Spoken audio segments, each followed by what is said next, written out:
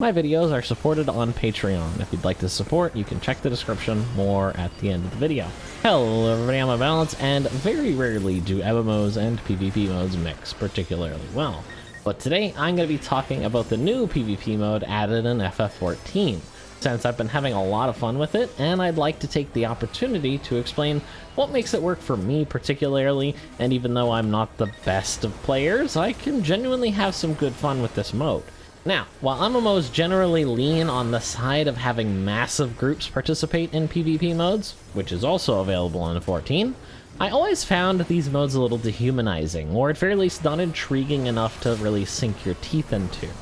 I know I don't speak for everyone, but I think a smaller group PvP scenario helps highlight player skill much more, and can feel a whole lot more rewarding than when you're one member of a massive army and your individual input doesn't feel as valuable. Crystalline Conflict is a pretty simple 5v5 PvP mode, and tasks each team with pushing a giant crystal to the enemy side of the field by simply standing around it. And while this game does take place within FF14, it's actually very unique from the PvM gameplay, and while all 19 of the same classes are available in the PvP mode, they all play completely differently than their PvM counterparts. For example, skill trees are tremendously simplified in PvP. While a typical class will get a skill every 2 levels or so, in PvP only the absolute necessities are carried over. You have your basic rotation, which is automated in PvP. The next button of the rotation simply takes over the same button, which begs the question why they wouldn't do this for PvM, so my hotbar doesn't have to look like this.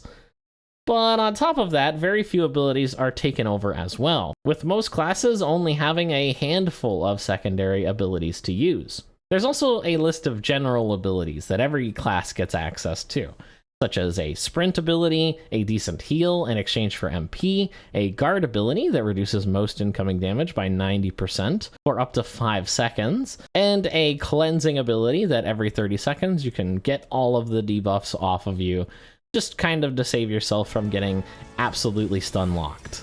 And finally, a standard utility elixir, which will heal all of your HP and MP, assuming you can go uninterrupted for its 5-second cast time. Limit Break functions as an ultimate attack in this mode, with each class having their own limit break that charges over time, with the effect varying for each class. Many of these abilities can be very powerful and change the tide of the battle completely, and others are Reaper's Limit Break that does less damage than Dragoon's 20-second burst cooldown. But hey, at least it makes the enemy team run away from a melee class! But hey, my class is bad in PvP. That's one of the great natures of this PvP mode, being completely separated from the game's statistics. None of your gear or stats matter in PvP, and everyone has preset class-specific statistics.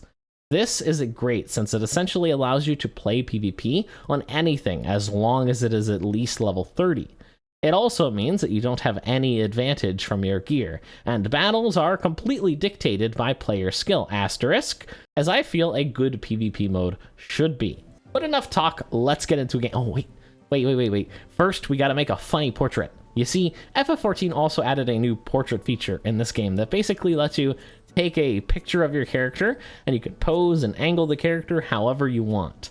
That being said, players with suggestive portraits are punished, since there is a bunch of Coomers on FF14, and I assume that they want to keep this feature PG. The important part to know is that these portraits are used at the start of the match to show your character and your job of choice, and nothing is more cringe than having a basic portrait. And with that out of the way, let's get into a game. A game of Crystalline Conflict will take place on one of 3 maps. These maps rotate based on the time of day.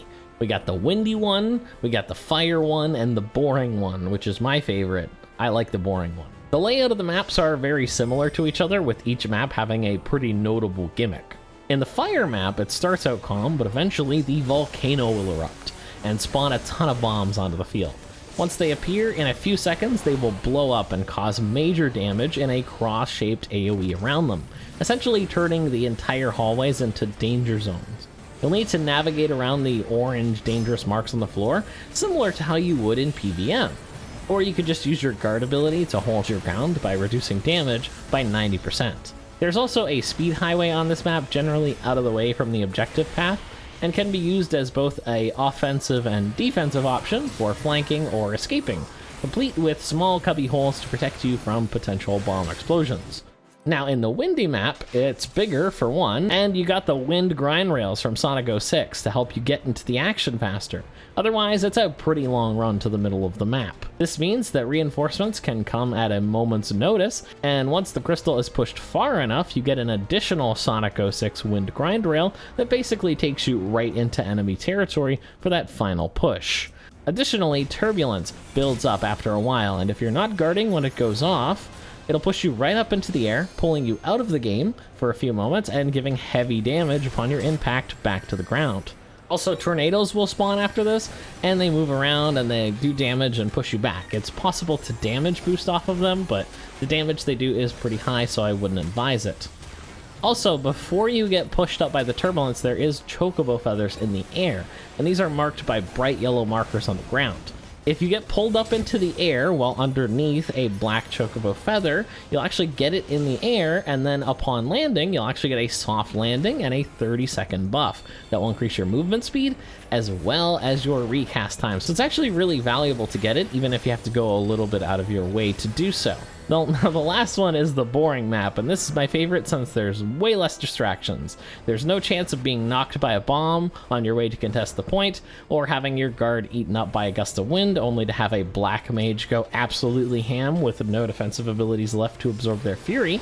The boring map is very well rounded and shorter than the other maps, with a wide open field in the middle. This makes for a very dangerous game of chicken, as the crystal unbinds and each team is looking for the first person to peak enough to be focused and downed by all the introductory cooldowns. And since there's no map gimmicks in the boring map, you need to rely solely on your abilities, strategy, and the communal brain cell of your teammates. And in certain areas of all three maps, potions can spawn. These will heal you for about half of your HP when you stand on them for a second, and are a great tool to aid in death evasion. But honestly, I think the best part of this particular PvP mode is that it's short. Matches are on a 5-minute timer, and with overtime, the longest match I've seen was just over 9 minutes. So even if you're stuck on that sick Reaper team versus the meta Warrior White Mage Mechanist Dragoon Black Mage combo, the pain only lasts about 5 minutes. Also, you can't chat in this game mode. You can only use a set of pre-made context-specific expressions like it's a Nintendo game. This cuts down on toxicity a lot, but not completely, since you can always just spam nice job or good match after you lose the first confrontation. Funnily enough, you can set toxic players on your team as targets to ignore using the game's marker system, so there is some counterplay to the toxicity. But yeah, Crystalline Conflict is a lot of fun. You should try it if you haven't already. Most of the toxic players aren't ranked, and I've only encountered one so far in my just over 100 games. You'll also be forced to queue alone, so the chance of being blasted by an organized group of friends is actually quite low. Honestly, I've been enjoying it enough that I've bought almost every reward available in PvP with all of the wolf marks that I've been getting. Definitely would recommend giving it a try. Honestly, the only major issue I have with the game mode is that my boy Reaper is just hilariously bad, and Chainsaw's 3% chance to kill you, which you may have noticed earlier with my asterisk on the completely skill-based gameplay. So there's an ability in this game mode from Mechanist called Chainsaw that does a decent amount of damage in a straight line in front of you. When buffed by another ability, Analysis, it gives the additional effect of a 3% chance to kill anyone it hits. Now, you could argue that you're better off using Analysis on one of your other skills, like Drill, where it will double the damage, but I don't think that changes just how jarring of an effect this is. I looked, and out of all of the classes in PvP, this is the one singular random chance mechanic in the whole game mode. Every other ability from every other class is completely deterministic in PvP. Even classes like Bard and Dancer, which are heavily based in chance in PvM, are completely free of chance-based mechanics in PvP. It feels utterly awful to get hit by this, and it can completely change the tide of a match. Now, this isn't the only insta-kill mechanic in the game, as Samurai has one that's a counterattack, and it's also its limit break. Very simple solution: don't attack the Samurai with its limit break up, unless you can kill him in one hit. Hey, maybe with the Chainsaw. Ninja also has an instant kill ability, but only for targets with less than 50% of their max HP. This is also a limit break, by the way. Both of the other instant kills are very conditional, and they're both limit breaks. So this effect has a huge price in terms of balance, which I totally agree with. People die when they are killed, and many team bouts are decided by the first to fall. I really don't think it has any place in a competitive game mode where there's literally no other chance mechanics at all. It's like a rogue developer snuck it in while the manager wasn't looking. It really doesn't make sense to me.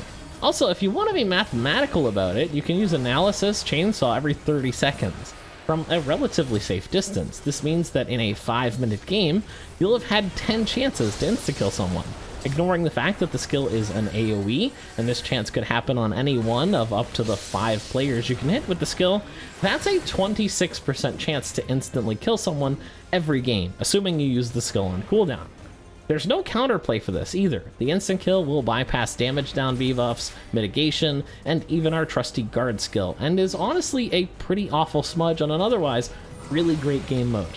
I sincerely hope this ability gets adjusted to do something else, but with the developer being Square Enix, I feel like an ant asking for sugar, and to be perfectly honest, it's a very small issue, and just a reminder that nothing is perfect, and we can't have nice things. And that's all. Thank you guys so much for watching. Like the video if you liked it, subscribe to see more like it, and a special thanks to my Patreon supporters, who allow me to make videos like this without interrupting them with annoying adverts, and giving me the security to turn off mid-roll ads as well.